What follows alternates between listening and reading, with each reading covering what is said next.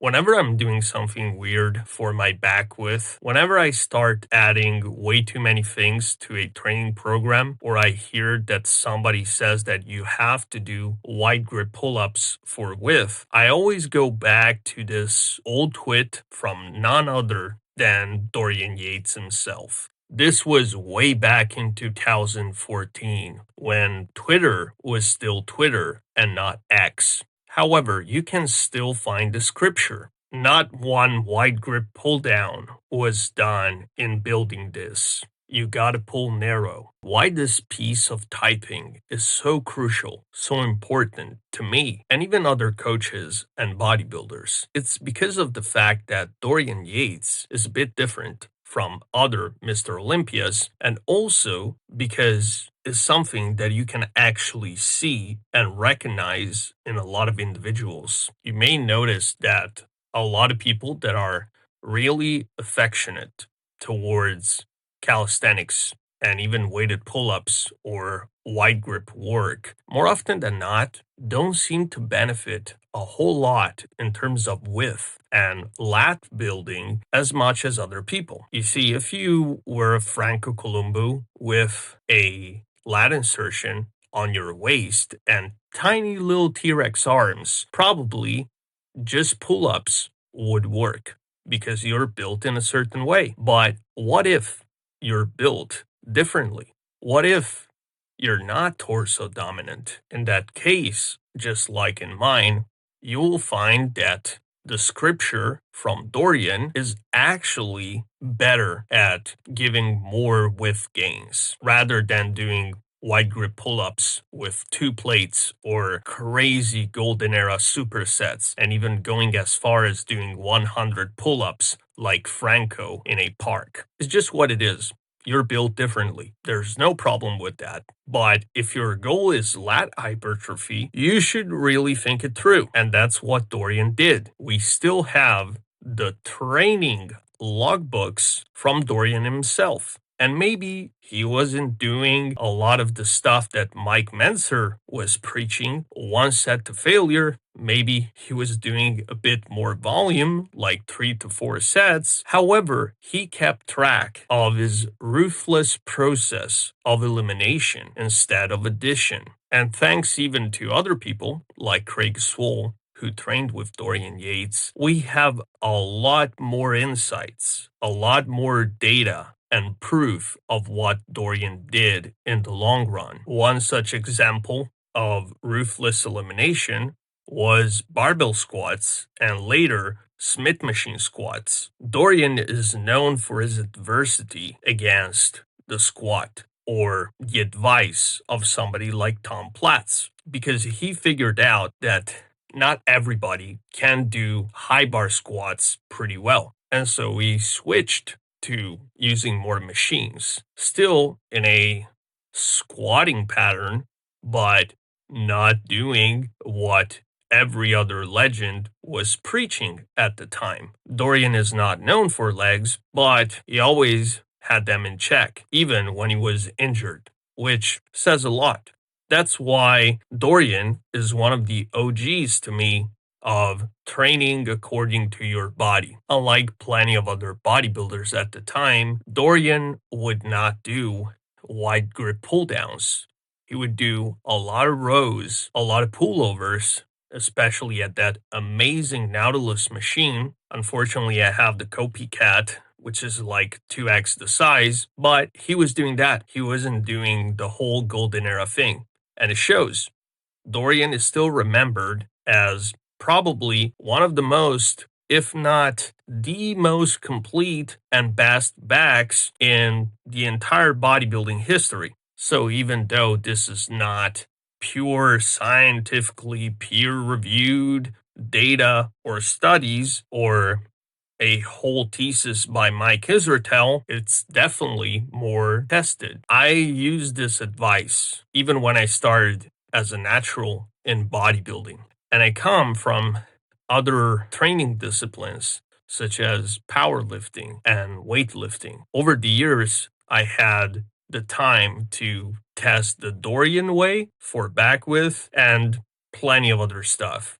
And what I've seen after trial and trial is that the Dorian Yates scripture is still the best thing. So, how do you apply the scripture? The first thing would be to have one day dedicated only to back width and the other day dedicated to density. This is very much what another famous coach in bodybuilding would preach, and that person is Dante Trudel. The reason why is pretty simple. The back is probably one of the most complex areas that you can train. There are a lot of surface muscles like the lats, and then there are deeper muscles like the erectors. And so if you do deadlifts and rows in the same training day, what will happen is that the pump in your erectors will be so thick that performing something like a Yates row will be almost impossible. And not because you will have no strength whatsoever, but because the lower back would be so pumped that you will almost likely mistake this pump for pain. This is where a lot of people leave a lot of reps and pounds in the trash can because you're not really focusing on only one thing in a training session.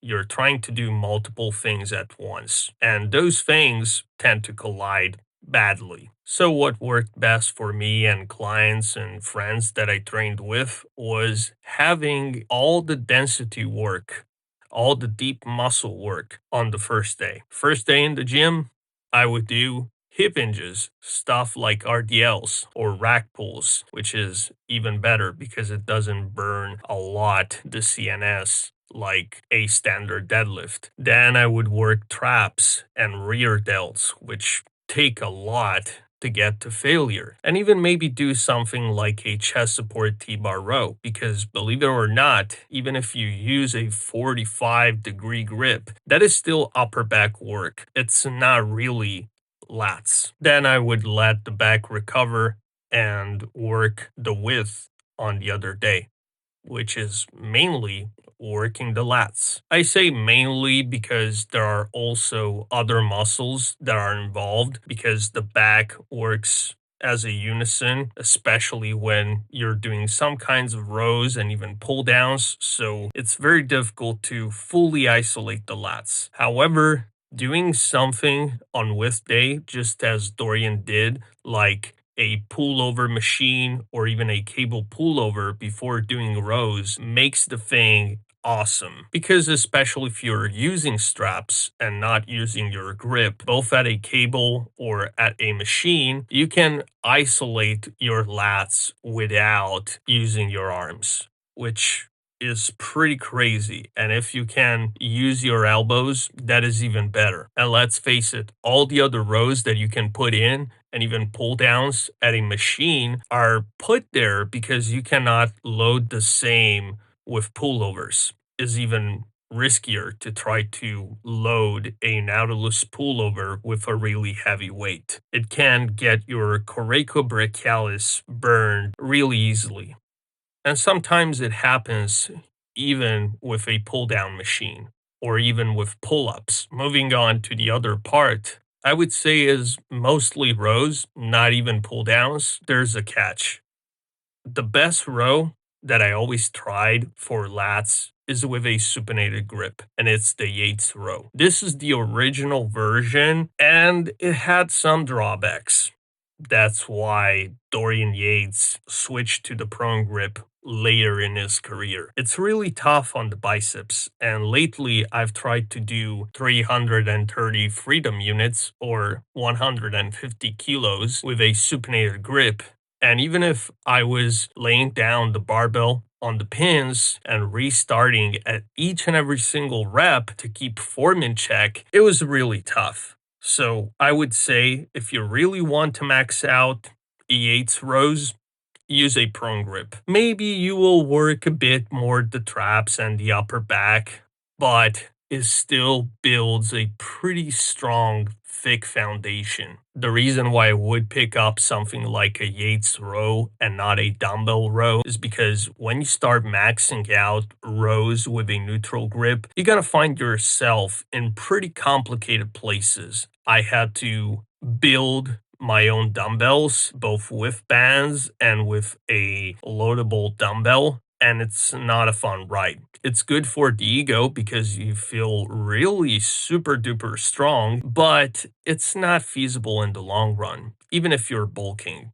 It just takes way too much time and way too much effort to load a dumbbell or even a machine with more than 5 plates. So, what I would do instead if I had to add a finisher or even a machine to the table would be to add bands. These put tension at the top of the movement, which is what most plate loaded machines lack. You have 100% tension at the start of a movement in the stretch position, but basically zero at the end. By adding bands, you hack a little bit the system and you allow yourself to still load the lats and even be able to do isometric holds in contraction, but you will not have to load 5 plates or more, or even add gym pins to get to the same level of mechanical failure. The last addition, if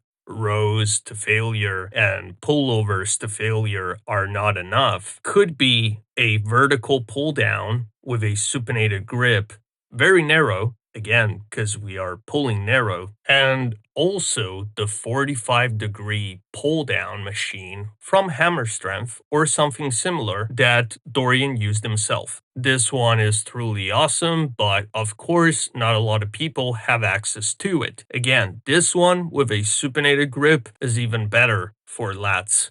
But I would say that if you're going really heavy, you should switch to a neutral grip. Maybe it's less lats, but it will not tear down your bicep. And that's it for the video. Thanks so much for watching. Like, comment, share, and subscribe.